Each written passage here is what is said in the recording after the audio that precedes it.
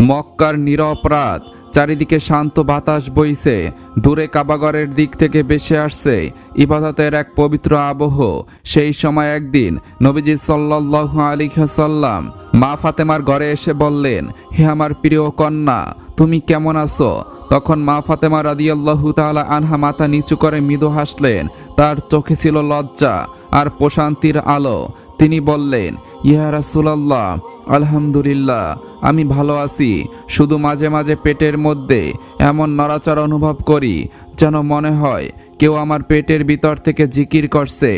এই কথা শুনে নবীজি সাল্লাল্লাহু আলাইহি ওয়াসাল্লামের চেহারায় বিস্ময় আর আনন্দের আলো ফুটে উঠল। তিনি গভীর মমতাভরা কণ্ঠে বললেন, এই সন্তান একজন নেককার সন্তান হবে, তার অন্তর আল্লাহর জিকিরে ভরে থাকবে। এক গভীর রাতে হযরত আলী রাদিয়াল্লাহু তাআলা আনহুর ঘুম ভাঙল। সে দেখলেন মা ফাতেমা নিঃশব্দে উঠে উজু করছেন। রাতের আকাশে তখন তারা জ্বলছে, চারিদিকে নিস্তব্ধ। গর্বের বার থাকা সত্ত্বেও তিনি তাহাজ্জুদের নামাজে দাঁড়ালেন, দীর্ঘ আয়াত তেলাওয়াত করলেন আর দীর্ঘ সময় ধরে সেজদায় পড়ে রইলেন। তার চোখের অস্ত্র যেন মাটিকেও ভিজিয়ে দিচ্ছিল। নামাজ শেষ হলে হযরত আলী রাদিয়াল্লাহু তাআলা আনহু ধীর কণ্ঠে বললেন, হে ফাতেমা, তুমি তো অনেক ক্লান্ত, এত রাতেও কেন নামাজে দাঁড়ালে?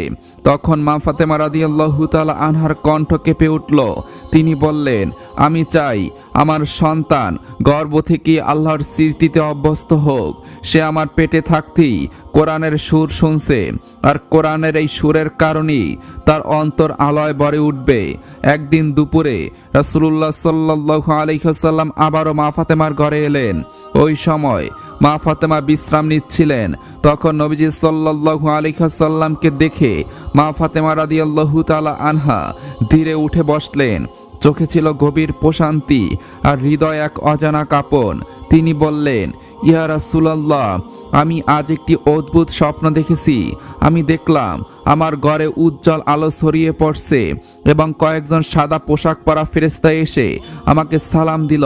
তারা বলল, হে ফাতেমা, তুমি এমন এক সন্তান ধারণ করেছো যে ইসলামের দিন উজ্জ্বল করবে। নবীজি সাল্লাল্লাহু আলাইহি ওয়াসাল্লাম নীরবে শুনলেন। তার চোখে ছিল রহমতের গভীর ছায়া। তিনি ধীরে ধীরে বললেন, তুমি যে সন্তানকে গর্ভে ধারণ করেছো সে আমার চোখের শীতলতা হবে এবং আমার উম্মতদের নেতা হবে। এই কথা শুনে মা ফাতেমার হৃদয় কেঁপে উঠল। তিনি প্রতিদিনই আল্লাহ রাব্বুল আলামিনের কাছে হাত তুলে দোয়া করতেন, হে আল্লাহ, এই সন্তানকে ঈমান দাও, তাকওয়া দাও, সাহসের আলো দাও, যাতে সে সারা জীবন সত্য ন্যায়ের পথে থাকতে পারে। গর্ভ অবস্থায় প্রতিটি দিন তার জন্য ছিল ইবাদত, ধৈর্য এবং শুকরের এক নতুন উপলব্ধি। যেন প্রতিটি নিঃশ্বাসই তিনি আল্লাহর নূরের কাছে আরো কাছে চলে যাচ্ছেন। যেদিন হযরত হাসান রাদিয়াল্লাহু তাআলা আনহুর জন্মের সময় ঘনিয়ে এলো, মা ফাতেমা ভয়ে কাঁপছিলেন। তিনি নবীজি সাল্লাল্লাহু আলাইহি ওয়াসাল্লামের দিকে তাকিয়ে বললেন, আব্বাজান, আমার অনেক ভয় করছে। প্রসব বেদনার যন্ত্রণা কতই না কঠিন, আমি কি করে তা সহ্য করব? না জানি সন্তান প্রসব করতে গিয়ে আমার মৃত্যু হয়ে যায়। এই কথা শুনে নবীজির চোখ ভিজে উঠল, কণ্ঠ ভারী হয়ে এলো। তিনি বললেন, ফাতেমা, তুমি চিন্তা করিও না, আমি আল্লাহ রাব্বুল আলামিনের কাছে দোয়া করছি আল্লাহ যেন আমার ফাতেমাকে কোনো প্রকার প্রসব বেদনা না দেয়। আল্লাহ যেন তাকে সহজ, শান্ত ও নিরাপদভাবে সন্তান দান করেন। যখন মা ফাতেমা রাদিয়াল্লাহু তাআলা আনহার সন্তান প্রসবের সময় ঘনিয়ে আসলো, তখন মক্কার আকাশে যেন এক গভীর নীরবতা নেমে এলো।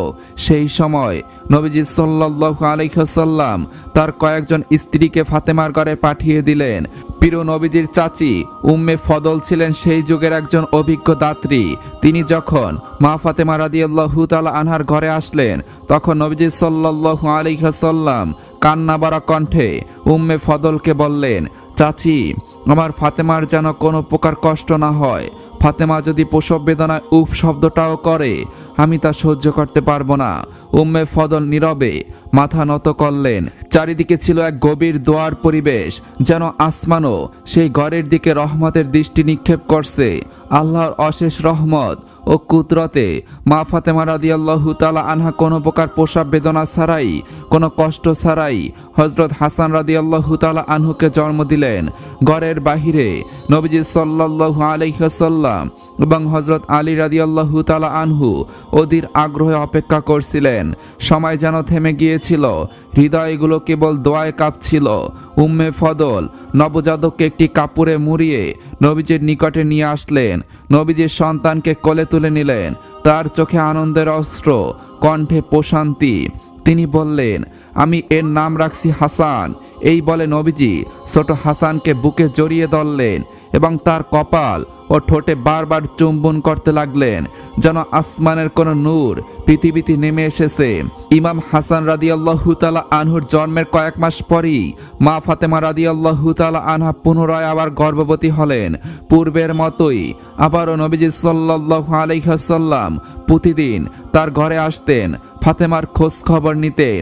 একদিন নবীজি সাল্লাল্লাহু আলাইহি ওয়াসাল্লাম যখন মা ফাতেমার ঘরে আসলেন, ঘরের পরিবেশ ছিল নীরব ও ভারী।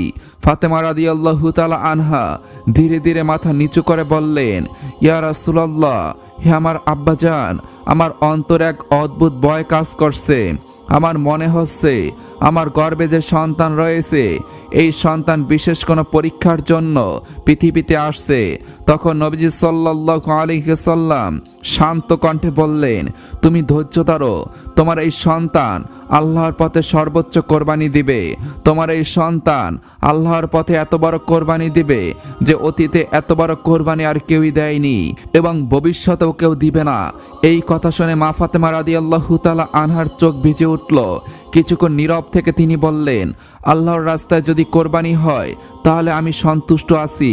তখন হোসেন রাদিয়াল্লাহু তাআলা আনহু গর্ভে থাকা অবস্থায় মা ফাতেমা রাদিয়াল্লাহু তাআলা আনহা এক অদ্ভুত স্বপ্ন দেখলেন। গর্ভের প্রায় শেষ মাসের দিকে এক রাতে তিনি দেখলেন বালুর এক বিস্তৃত ময়দানে একদল সৈন্য আর একটি ছোট শিশু সাহসের সাথে দাঁড়িয়ে আছে। চারিদিক থেকে সৈন্যরা সেই শিশুটিকে ঘিরে ফেলেছে আর আকাশ থেকে এক নূরের আলো এসে সেই শিশুটির উপরে পড়েছে। এই স্বপ্ন দেখা মাত্রই মা ফাতেমা রাদিয়াল্লাহু তাআলা আনহার ঘুম ভেঙে যায়।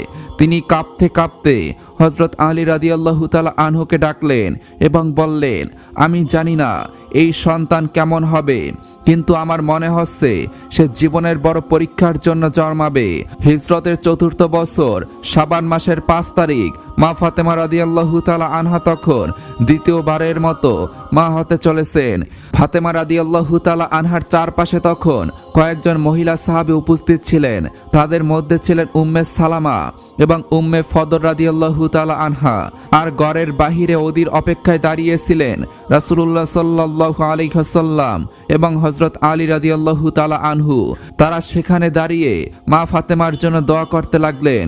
পূর্বের ন্যায় মা ফাতেমা রাদিয়াল্লাহু তাআলা আনহা কোনো প্রকার প্রসব বেদনা এবং কোনো প্রকার যন্ত্রণা ছাড়াই দ্বিতীয় সন্তান প্রসব করলেন। ঘরের ভিতরে যেন এক নূরের আলো ছড়িয়ে পড়ল। শিশুটির জন্মের পর উম্মে ফদল নবীজিকে এসে বললেন, আপনার আরো একজন নাতি হয়েছে। এই কথা শোনার সঙ্গে সঙ্গে হযরত আলী রাদিয়াল্লাহু তাআলা আনহু এবং রাসূলুল্লাহ সাল্লাল্লাহু আলাইহি ওয়াসাল্লাম ফাতেমার ঘরে প্রবেশ করলেন। মা ফাতেমা রাদিয়াল্লাহু তাআলা আনহা সন্তানের মুখের দিকে তাকালেন। শিশুটির চেহারায় ছিল নূরের আভা আর ঠোঁটে হালকা নড়াচড়া, যেন জন্মের মুহূর্ত থেকেই সে আল্লাহর জিকিরের মগ্ন। তখন নবীজি সাল্লাল্লাহু আলাইহি ওয়াসাল্লাম শিশুটিকে কোলে তুলে নিলেন, বুকের সাথে জড়িয়ে ধরলেন। তারপর তার কানে আজান এবং একামত দিলেন। এরপর তিনি একটি খেজুর চিবিয়ে নরম করে শিশুটির মুখে দিলেন। তারপর তিনি বললেন, আমি এর নাম রাখলাম হোসাইন। হযরত হোসেন রাদিয়াল্লাহু তাআলা আনহুর জন্মের ৭ম দিনে নবীজি সাল্লাল্লাহু আলাইহি ওয়াসাল্লাম তার জন্য আকিকা করলেন। 2টি বেড়া জবাই করা হলো এবং হোসাইনের মাথার চুলের সমপরিমাণ রূপা সদকা করে দেওয়া হলো। রাসূলুল্লাহ সাল্লাল্লাহু আলাইহি ওয়াসাল্লাম হোসাইনের জন্য দোয়া করলেন। আল্লাহ রাব্বুল আলামিনের নিকটে বললেন, হে আল্লাহ, আমি তাকে এবং তার সন্তানদেরকে তোমার কাছে সঁপে দিলাম। তুমি তাদেরকে শয়তানের হাত থেকে রক্ষা করো। তখন মা ফাতেমা রাদিয়াল্লাহু তাআলা আনহা দুজনকে একসঙ্গে দুধ পান করাতেন। সংসারের কাজকর্ম আর দুই ছোট শিশুকে একসাথে সামলানো তার জন্য কষ্টসাধ্য হয়ে উঠেছিল, কিন্তু সেই কষ্টেও তার চেহারায় ধৈর্যের এক অদ্ভুত প্রশান্তি থাকত। মা ফাতেমার এই কষ্ট দেখে নবীজি সাল্লাল্লাহু আলাইহি ওয়াসাল্লাম সব সময় হাসান এবং হোসাইনকে নিজের কাছে রাখার চেষ্টা করতেন। দিনের বেশিরভাগ সময়ই নবীজি সাল্লাল্লাহু আলাইহি ওয়াসাল্লামের কাছেই তারা কাটাতো। একদিন মা ফাতেমার ঘরে নবীজি সাল্লাল্লাহু আলাইহি ওয়াসাল্লাম হাসান এবং হোসাইনকে কোলে নিয়ে বসেছিলেন। এমন সময় হঠাৎ সেখানে ফেরেশতা জিবরাইল আলাইহিস সালাম উপস্থিত হলেন। তার হাতে ছিল একটি কাচের বোতল এবং একটি চিঠি। তখন জিবরাইল আলাইহিস সালাম নবীজিকে বললেন, ইয়া রাসূলুল্লাহ, আল্লাহ রাব্বুল আলামিন আপনার কাছে একটি চিঠি প্রেরণ করেছেন। তখন নবীজি সাল্লাল্লাহু আলাইহি ওয়াসাল্লাম জিজ্ঞাসা করলেন, কিসের চিঠি? তখন জিবরাইল আলাইহিস সালাম বললেন, ইয়া রাসূলুল্লাহ, এই চিঠির মধ্যে লেখা আছে আপনার এই দুই নাতিকে আল্লাহ রাব্বুল আলামিন ইসলামের জন্য কবুল করেছেন।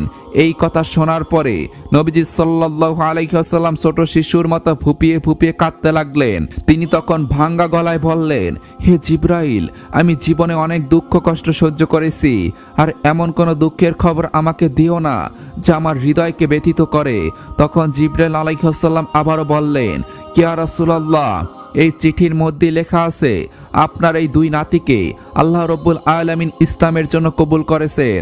আপনার বড় নাতি হাসানকে কাফের এবং বেঈমানদের ষড়যন্ত্রে শহীদ করা হবে, আর আপনার ছোট নাতি হোসাইনকে ইরাকের কারবালার প্রান্তরে কঠিন পরীক্ষার মধ্য দিয়ে নিয়ে গিয়ে তার দেহ থেকে মস্তক বিচ্ছিন্ন করে শহীদ করা হবে, কিন্তু তিনি জীবনের শেষ মুহূর্ত পর্যন্ত হকের প্রতি এবং ন্যায়ের প্রতি অটল থেকে লড়াই করে যাবেন।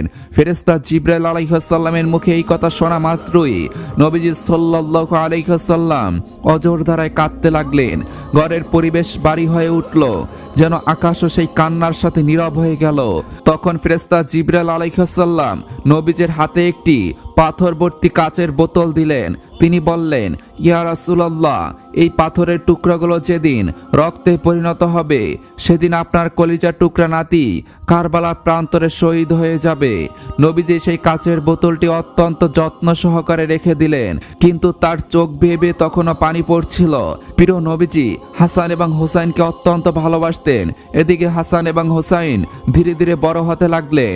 একদিন নবীজি সাল্লাল্লাহু আলাইহি ওয়াসাল্লাম মসজিদে নববীতে হযরত হোসেন রাদিয়াল্লাহু তাআলা আনহুর সাথে খেলছিলেন। ছোট হোসাইন নিষ্পাপ আনন্দে বললেন, ও আমার প্রিয় নানা, আপনি ঘোড়া হয়ে যান, আমি আপনার পিঠে চড়ব। এই কথা শুনে নবীজি সাল্লাল্লাহু আলাইহি ওয়াসাল্লাম হাসি মুখে নিচু হয়ে এমনভাবে বসে গেলেন যেন এক স্নেহময় ঘোড়ার মতো। হোসেন রাদিয়াল্লাহু তাআলা আনহু তার পবিত্র পিঠে চড়ে বসলেন। অতঃপর হোসেন রাদিয়াল্লাহু তাআলা আনহু নিষ্পাপ কণ্ঠে আবারও বললেন, ও আমার প্রিয় নানা, আপনি ঘোড়ার মতো আওয়াজ করুন এবং চলতে থাকুন। তখন নবীজি সাল্লাল্লাহু আলাইহি ওয়াসাল্লাম স্নেহভরা হাসি নিয়ে আবারও হালকা করে ঘোড়ার মতো চলতে লাগলেন এবং ঘোড়ার মতো শব্দও করতে লাগলেন। হোসেন রাদিয়াল্লাহু তাআলা আনহু আবারও বললেন, হে আমার প্রিয় নানা, আপনি আবারও ঘোড়ার মতো আওয়াজ করুন এবং চলতে থাকুন। তখন নবীজি সাল্লাল্লাহু আলাইহি ওয়াসাল্লাম আবারও স্নেহের সাথে ঘোড়ার মতো হাঁটলেন এবং সেই শিশুসুলভ আচরণ করলেন। তৃতীয়বার হোসেন রাদিয়াল্লাহু তাআলা আনহু আবারও বললেন, হে আমার প্রিয় নানা, আপনি আবারও আওয়াজ করুন। কিন্তু এবার নবীজি সাল্লাল্লাহু আলাইহি ওয়াসাল্লাম একটু নীরব হয়ে গেলেন। তিনি ভাবলেন, যদি এমন হয়, এমন আওয়াজ করি, তাহলে না জানি মানুষ কি ভাববে। তাই তিনি তৃতীয়বার আর আওয়াজ করলেন না। ঠিক সেই মুহূর্তে আল্লাহ রাব্বুল আলামিনের নির্দেশে হযরত জিবরাইল আলাইহিস সালাম অবতীর্ণ হলেন। তিনি এসে বললেন, ইয়া রাসূলুল্লাহ, আপনি একবার ঘোড়ার মতো আওয়াজ করেছেন, দ্বিতীয়বারও করেছেন। এই দুইবারের বিনিময়ে আল্লাহ রাব্বুল আলামিন আপনার উম্মতের অর্ধেকের গুনাহ মাফ করে দিয়েছেন। আর যদি আপনি তৃতীয়বারও আওয়াজ করতেন, তাহলে আল্লাহ রাব্বুল আলামিন আপনার পুরো উম্মতের সমস্ত গুনাহ মাফ করে দিতেন। সুবহানাল্লাহ। এরপরে একদা হযরত আলী রাদিয়াল্লাহু তাআলা আনহু মদিনার একটি বাজারে হাঁটছিলেন। হঠাৎ তিনি দেখতে পেলেন একজন ইহুদি তার হারিয়ে যাওয়া একটি বর্ম হাতে নিয়ে দাঁড়িয়ে আছে।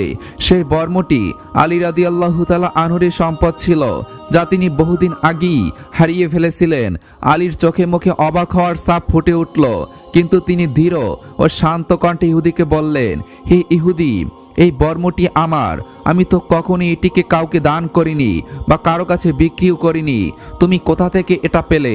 তখন ইহুদি স্বাভাবিক কণ্ঠে উত্তর দিল, এটি আমার বর্ম। এটি আমি বহুদিন ধরে ব্যবহার করছি, আর দেখুন এটি এখন আমার হাতেই রয়েছে। তখন আলী বুঝতে পারলেন সরাসরি দাবি করে বর্মটি নেওয়া সঠিক হবে না। তিনি শান্তভাবে বললেন, তাহলে চলো আমরা বিচারকের কাছে যাই, বিচারকের মাধ্যমে সত্য প্রমাণিত হোক। অতঃপর তারা দুজনেই বিচারক সুরাহির দরবারে গিয়ে উপস্থিত হলেন। সুরাহি ছিলেন অত্যন্ত ন্যায়পরায়ণ ও অভিজ্ঞ বিচারক। তিনি হযরত আলীকে দেখে সম্মান জানালেন এবং বললেন, ইয়া আমিরুল মুমিনিন, আপনি কি কোনো অভিযোগ নিয়ে এসেছেন? তখন আলী বললেন, হ্যাঁ, ইহুদির হাতে যে বর্মটি রয়েছে সেটি আমার।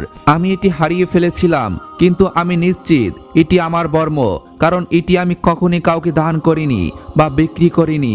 তখন হযরত আলী রাদিয়াল্লাহু তাআলা আনহুর এই কথা শুনে বিচারক ইহুদির দিকে তাকিয়ে বললেন, হে ইহুদি, আপনি কি কিছু বলবেন এই অভিযোগ সম্পর্কে?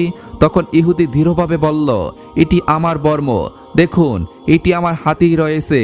আমি এটি কোনো অন্যায় পথে পাইনি, এটি আমার নিজের। তখন বিচারক সুরাই কিছুক্ষণ নীরবে ভাবলেন, তারপর হযরত আলী রাদিয়াল্লাহু তাআলা আনহুর দিকে তাকালেন এবং বললেন, হে আমিরুল মুমিনিন, আপনার দাবির পক্ষে কি কোনো প্রমাণ আছে? তখন আলী বললেন, হ্যাঁ, আমার আজাদকৃত দাস কানবার এবং আমার ছেলে হাসান উভয় সাক্ষ্য দিতে পারবে যে এই বর্মটি আমার। সুরাহি মাথা নিচু করে শান্তভাবে বললেন, হে আমিরুল মুমিনিন, ইসলামের আইন অনুসারে পিতার পক্ষে পুত্রের সাক্ষ্য গ্রহণযোগ্য নয়, আর কানবার একা সাক্ষী হিসাবে যথেষ্ট নয়। সুতরাং প্রমাণের অভাবে এই বর্মটি ইহুদিরই অধিকার, ইহুদির কাছে এটি থাকবে। এই কথা শুনে হযরত আলী রাদিয়াল্লাহু তাআলা আনহু নীরবে বিচারকের রায় মেনে নিলেন। তার মুখে কোনো রাগ ছিল না, কোনো হতাশার ছাপও ছিল না। তিনি একদম শান্তভাবে দাঁড়িয়ে রইলেন। তার এই আচরণে সবাই অবাক হলেন। মুসলিম বিশ্বের খলিফা আমিরুল মুমিনিন তিনি নিজেই বিচারকের সামনে দাঁড়িয়ে ন্যায় বিচারের রায় মেনে নিচ্ছিলেন। অন্যদিকে ইহুদি, যিনি এতক্ষণ আত্মবিশ্বাসের সাথে বর্মটির মালিকানা দাবি করেছিলেন, এই দৃশ্য দেখে বিস্ময় স্থির হয়ে গেলেন। তারপর হঠাৎ তিনি চিৎকার করে বললেন, এটা নিশ্চয়ই অবিশ্বাস্য। মুসলিমদের খলিফা নিজে আমাকে একজন সাধারণ ইহুদিকে বিচারকের কাছে নিয়ে এসেছেন এবং বিচারক তার বিরুদ্ধে রায় দিয়েছেন। এমন ন্যায় বিচার আমি কখনো দেখিনি। তার কণ্ঠ কাঁপছিল, চোখে ছিল গভীর বিস্ময়। তিনি বললেন, আমি সাক্ষ্য দিচ্ছি এই ধর্ম সত্য ধর্ম, আল্লাহ ছাড়া কোনো ইলাহ নেই এবং মুহাম্মদ সাল্লাল্লাহু আলাইহি ওয়াসাল্লাম আল্লাহর রাসূল। তারপর তিনি আলীর দিকে ফিরে বললেন, হে আমিরুল মুমিনিন, এই বর্মটি আসলে আপনার। আমি এটি কুড়িয়ে পেয়েছিলাম এবং ভেবেছিলাম এটি আমার। আজ আমি বুঝতে পারছি ইসলামী সত্য, আপনার মহান চরিত্র আমাকে মুগ্ধ করেছে। আমি ইসলাম ধর্ম গ্রহণ করছি। এই কথা শুনে হযরত আলী রাদিয়াল্লাহু তাআলা আনহু খুশি হলেন এবং ইহুদির ইসলাম গ্রহণে আন্তরিকভাবে আনন্দিত হলেন। তিনি বর্মটি তার হাতে দিয়ে বললেন, তুমি আজ থেকে আমার ভাই, এই বর্মটি তোমার কাছেই থাকুক। এরপরে একদিন সাহাবারা একত্রিত হয়ে একটি মজলিসে বসেছিলেন। সেখানে হযরত ওমর রাদিয়াল্লাহু তাআলা আনহু এবং হযরত আলী রাদিয়াল্লাহু তাআলা আনহু উপস্থিত ছিলেন। হঠাৎ সেই মজলিসে এক বৃদ্ধ দাঁড়িয়ে বলতে লাগলেন, হে আমিরুল মুমিনিন, আমার ভিতরে 8টি কথা আছে। আমি সেই 8টি কথা আপনার সামনে প্রকাশ করছি। তারপর আপনি আমাকে বলবেন আমি কেমন মানুষ। হযরত ওমর ফারুক রাদিয়াল্লাহু তাআলা আনহু ভাবতে লাগলেন, মানুষটি হয়তো বলবে তার ভিতরের 8টি কথা হলো নামাজ পড়া, রোজা রাখা, যাকাত দেওয়া, হজ করা এবং গরিবদের সাহায্য করা, এমন সব ভালো কাজের কথা বলবে। তাই তিনি বললেন, ঠিক আছে, সেই 8টি কথা আপনি সবাইকে জানিয়ে দিন, তাহলে মানুষের অনেক উপকার হবে। এরপর আমি আপনাকে জানিয়ে দেব আপনার ঈমান কতটা মজবুত। তখন সেই বৃদ্ধ ব্যক্তি আমিরুল মুমিনিন হযরত ওমর ফারুক রাদিয়াল্লাহু তাআলা আনহুকে বললেন, হে ওমর, আমার ভিতরে যে কথাগুলো আছে তা আগে শুনে নিন। তারপর তিনি বলতে শুরু করলেন, প্রথম কথা হলো, আমার জান্নাতে যাওয়ার কোনো তামান্নাই নেই, মানে আমার জান্নাতে যাওয়ার কোনো ইচ্ছাই নেই। এই কথা শুনে হযরত ওমর রাদিয়াল্লাহু তাআলা আনহুর চেহারায় রং কিছুটা পরিবর্তন হয়ে গেল। তিনি অবাক হয়ে ভাবতে লাগলেন, এ কেমন কথা, জান্নাতের যাওয়ার ইচ্ছাই নেই? তখন বৃদ্ধ ব্যক্তি শান্তভাবে বললেন, এটি তো প্রথম কথা, এবার দ্বিতীয় কথাটি শুনুন। দ্বিতীয় কথাটি হলো, আমার জাহান্নামের কোনো ভয় নেই, মানে আল্লাহ যে জাহান্নাম বানিয়েছেন তাকে আমি ভয় পাই না। হযরত ওমর রাদিয়াল্লাহু তাআলা আনহু একটু নড়েচড়ে বসলেন, তিনি গভীরভাবে তাকিয়ে রইলেন। তখন সেই বৃদ্ধ আবারও বললেন, হে আমিরুল মুমিনিন, সুস্থ হয়ে বসুন, আমার 6টি কথা এখনো বাকি আছে, তবে তার আগে আমাকে কথা দিতে হবে যে আপনি মোটেও রাগ করবেন না। এবার আমার তৃতীয় কথাটি শুনুন, আমি যদি কোনো মৃত যন্ত্র পাই তাহলে তাকে খেয়ে নেই। হযরত ওমর ফারুক রাদিয়াল্লাহু তাআলা আনহু বললেন, তুমি কি সত্যি মরা যন্ত্র খাও? তখন সে শান্তভাবে উত্তর দিল, হে ওমর, আপনি কথা দিয়েছেন, আমি 8টি কথা শেষ না করা পর্যন্ত আপনি রাগ করবেন না। এবার আমার চতুর্থ কথা হলো, আমি কোনো কিছুকে না দেখি সাক্ষ্য দেই, মানে আমি চিন্তা না করি সাক্ষ্য দিয়ে দেই। হযরত ওমর বললেন, না না, এটা তুমি ভুল বলছো। বৃদ্ধ বলল, এটাই সঠিক, আপনি বসে পড়ুন। তারপর সে আবারও বলল, আমার পঞ্চম কথা হলো, যদি কোনো ফিতনা আসে তাহলে আমি খুবই খুশি হই। এরপর হযরত ওমর রাদিয়াল্লাহু তাআলা আনহু নিজের রাগকে আর সংযত করতে পারলেন না। তিনি তাড়াতাড়ি বলে উঠলেন, তোমার ষষ্ঠ কথা কি, তাড়াতাড়ি বলো। ষষ্ঠ কথা হলো, যদি কেউ এসে আমাকে সত্য কথা বলে আমি তাকে খুবই ঘৃণা করি। এই কথা শুনে হযরত ওমরের চেহারায় সামান্য পরিবর্তন দেখা গেল। বৃদ্ধ আবারও বলল, আমার সপ্তম কথা হলো, আল্লাহর রহমত আসলে আমি পালিয়ে যাই। আর অষ্টম কথা হলো, ইহুদি ও ঈসাইদের কথা আমি সঠিক মনে করি। সব কথা শেষ করে বৃদ্ধ বলল, হে আমিরুল মুমিনিন, আমার এই 8টি কথা সম্পূর্ণ হলো, এখন বলুন আপনি আমার সাথে কি করবেন? এই কথা শোনার সাথে সাথেই হযরত ওমর রাদিয়াল্লাহু তাআলা আনহু উঠে দাঁড়ালেন। তার চেহারা কঠোর হয়ে গেল। তিনি বললেন, যে ভুলভাল তুমি 8টি কথা বললে, আমার ইচ্ছা হচ্ছে তোমার উপর ফতোয়া জারি করি যে তুমি ঈমান থেকে বের হয়ে গেছো, আর আমার ইচ্ছা হচ্ছে তোমার উপর শাস্তি প্রয়োগ করি যাতে তোমার শরীর ছিন্ন ভিন্ন হয়ে যায়। এমন কথা বলি হযরত ওমর রাদিয়াল্লাহু তাআলা আনহু রাগ সংযত করে শাস্তি দিতে উদ্ভূত হলেন। ঠিক সেই মুহূর্তে পাশে থাকা হযরত আলী রাদিয়াল্লাহু তাআলা আনহু শান্তভাবে তার দিকে তাকিয়ে বললেন, হে আমিরুল মুমিনিন, আপনি থেমে যান। এই বৃদ্ধ ব্যক্তি যে কথাগুলো বলেছেন সেই কথাগুলো আমাদের ঈমানের চেয়ে অনেক দামি। এই কথা শুনে হযরত ওমর কিছুটা চিন্তায় পড়ে গেলেন। তিনি ভাবলেন, আলী, কি বলছো? এই বৃদ্ধ কি সত্যি আমাদের চেয়ে ঈমানে বেশি এগিয়ে গেছে? নিশ্চয়ই এর পিছনের কারণ কি, তুমি সবকিছু ক্লিয়ার করে বলো। এরপর হযরত আলী রাদিয়াল্লাহু তাআলা আনহু বললেন, আপনি থেমে যান, আমি এই বৃদ্ধের 8টি কথার উত্তর দিচ্ছি, আর সেটি কোরআন ও হাদিসের আলোকে। তিনি বললেন, এই বৃদ্ধ প্রথমে বলেছিল তার জান্নাতের কোনো তামান্না নেই। হ্যাঁ, সে ঠিক বলেছে, কারণ সে জান্নাত চায় না, সে তো যিনি জান্নাত বানিয়েছেন তার সাক্ষাৎ চায়, আর সেটাই প্রকৃত উচ্চতম চাওয়া। তারপর তিনি বললেন, দ্বিতীয় কথাটিও সত্যের কাছাকাছি, সে জাহান্নামকে ভয় পায় না, বরং সে ভয় পায় যিনি জাহান্নাম সৃষ্টি করেছেন তাকে। আর সে শুধু আল্লাহকে ভয় করে, আল্লাহ দেওয়া আযাবকে ভয় করে না। পাশে বসে থাকা হযরত ওমর বললেন, হে আলী, তৃতীয় কথাটি সে বলেছে, আমি মৃত বস্তু খাই। হযরত আলী মৃদু হেসে বললেন, এই কথাটি বুঝতে হবে, আমরাও কিছু কিছু ক্ষেত্রে মৃত বস্তু খেয়ে থাকি। হযরত ওমর অবাক হয়ে বললেন, হে আলী, আমরাও কি মৃত ব্যক্তি খাই? এটা তুমি কি বলছো? এরপর হযরত আলী রাদিয়াল্লাহু তাআলা আনহু বললেন, বৃদ্ধের চতুর্থ কথা ছিল, আমি কোনো কিছু না দেখে সাক্ষী দেই। তিনি শান্তভাবে বললেন, সে একদম সঠিক বলেছেন, আমরা কেউই আল্লাহকে চোখে দেখিনি, তবু আমরা ঈমান আনি, বলি আল্লাহ আছেন, তিনি এক ও অদ্বিতীয়। তারপর তিনি বললেন, পঞ্চম কথাটি ছিল, যদি কোনো ফিতনা আসে আমি খুশি হই। হযরত আলী বললেন, এটা অনেক ক্ষেত্রে মানুষের স্বভাব। ফিতনার একটি অর্থ হলো সম্পদ ও সন্তান। মানুষের হৃদয় এগুলোর প্রতি আকৃষ্ট হয়, তাই অনেকে এগুলোর মধ্যে আনন্দ খুঁজে পায়। এরপর হযরত ওমর বললেন, তার ষষ্ঠ কথা ছিল, আমি হককে ঘৃণা করি। এটা কিভাবে হয়? তখন হযরত আলী বললেন, এটাও বোঝার বিষয়।